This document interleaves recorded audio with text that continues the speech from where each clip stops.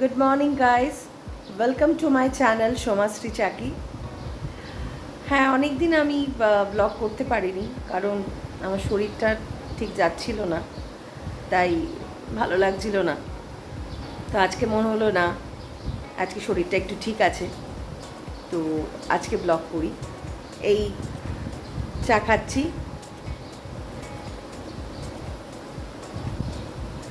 আজকে সকাল সকালই স্নান টান সব হয়ে গেছে, কারণ আজকের দীপঙ্করের ডায়ালিসিস আছে। আজকে বিশু নিয়ে যাবে, আমি যাব কি না এখনও ঠিক নেই, যেতেও পারি। তো এই এখন বসে আছি আর ভাবছি যে কী কী রান্নাবান্না কী করা যায়। আর আজকের কিছু বাড়ির জিনিসও আনতে দিয়েছি, সেটা হয়তো এক্ষুনি চলে আসবে। বাড়ির মাসকা বাড়ির কিছু জিনিস, নায়িকা থেকে কিছু জিনিস, তো সব আনতে দিয়েছি। তো আশা করি আজকেই সব চলে আসবে। তো দেখা যাক কী রান্নাবান্না করি বা সারাদিন কী করি। ব্রেকফাস্ট লুচি আর সাদা আলুর তরকারি। তো সুনিতাকে বললাম যে আজকে লুচি করো, লুচিই খাই। তো বানিয়েছে, তো সেটাই খাবো। আজকের ব্রেকফাস্ট লুচি আর সাদা আলু তরকারি। আমার ছেলে স্যালারি পাওয়ার পরেই মাদার্স ডের গিফট আমার জন্য নিয়ে এসছে, সেটা দেখাবো।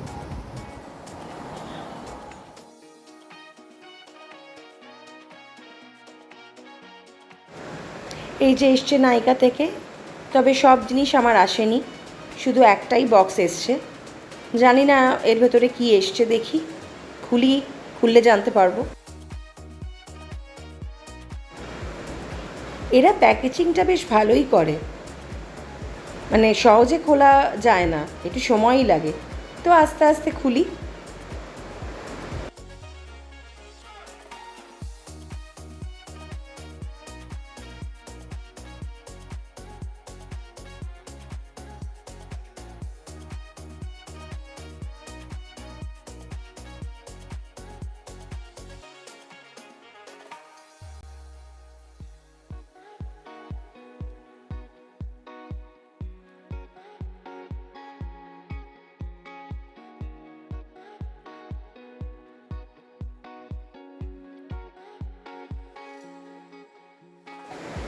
দুটো জিনিস এসছে, একটা হচ্ছে নিভিয়ার বডি লোশন, আর আরেকটা আছে মনে তো হচ্ছে নিভিয়া ক্রিম। হ্যাঁ, নিভিয়া ক্রিমই আছে। এই দুটোই খালি এসছে, আর বাদ বাকি জিনিসগুলো আমার এখনও আসেনি।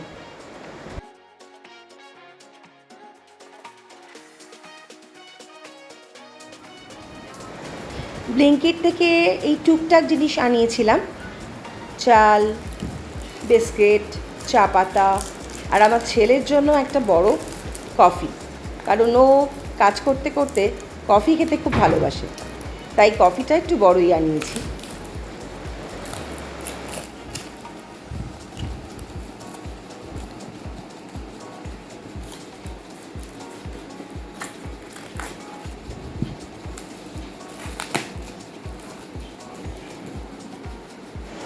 এর মধ্যে সেরে নিলাম পুজো। এক্ষুনি বাসন্তী এলো আমার বাড়িতে, ভিজে পুরো। আমাদের এখানে মানে বিশাল জোরে বৃষ্টি হয়ে গেল এই কিছুক্ষণ আগেই, মানে মুষলধারে বৃষ্টি। তার মধ্যে ও গেছিলো একটু ব্যাংকের কাজে, তো সেখানে আটকে গিয়ে কি অবস্থা, এই শুনুন ওর মুখেই। জল জমে গেছে, একদম আসাই যাচ্ছে না, হাঁটু অব্দি জল, জামা তুলে তুলে আসতে হচ্ছে একদম। তো মানে প্রচুর বৃষ্টি, এত বৃষ্টি হচ্ছে, আমি ওখানে আজকে তো এমনি পড়েছি, তারপরে যখন থামার পরে দেখছি প্রচুর বৃষ্টি। ব্যাংক অফ ইন্ডিয়ার পুরো একদম মোড় থেকে পুরো মানে জল পুরো জমে গেছে। আর আমাদের এখানেও জায়গাটাও জল পুরো জমে গেছে, ওখানে তো জল হয়ে গেছে। এরকম তো বলেইছে যে বৃষ্টি এরকম এখন কদিন হবে। কিন্তু বুঝতে পারিনি তো, যদি আগে জানতাম বৃষ্টিতে চলে আসতাম যখনই বৃষ্টি পড়ছিল। আমি ভাবলাম যে থেমে যায়, কিন্তু এত জোরে বৃষ্টি হয়েছে পুরো ওখানে জল জমে গেছে। মানে বৃষ্টি থামার পর তুই এলি? হ্যাঁ। কতক্ষণ আটকে ছিলি? কতক্ষণ আটকে ছিলি? আমি ওই 1.5 ঘন্টা 2 ঘন্টা মতন আটকে ছিলাম।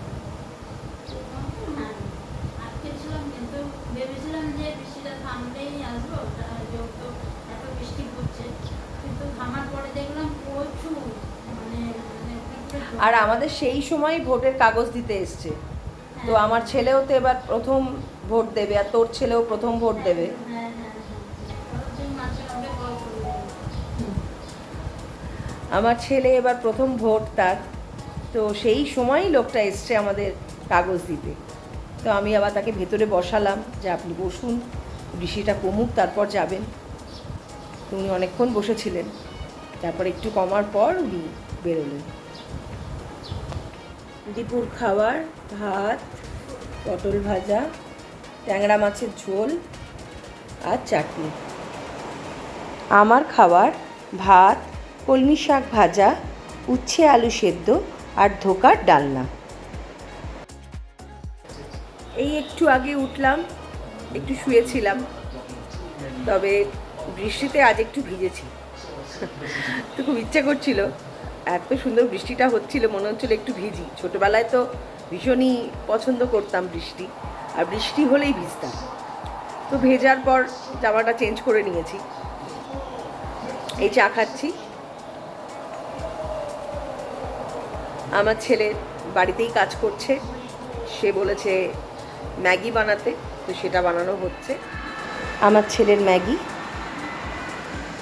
আমার ছেলে তো পছন্দই করে না ব্লগে আসা, তবে টুক করে তুলে নিয়েছি। আমার মেয়ে চলে এলো এই যে জামা নিয়ে, যেটা সেলাই করে দাও। এই এখন বসে সেলাই করব, আর দীপঙ্কর দেখছে খেলা।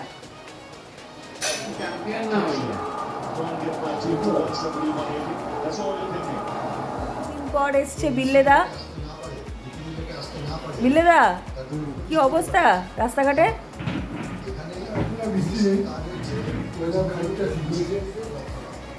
আমি তো শুনলাম যে চারিদিকে নাকি জল ভরে গেছে। হ্যাঁ, জল, রাস্তায় প্রচুর জল ছিল,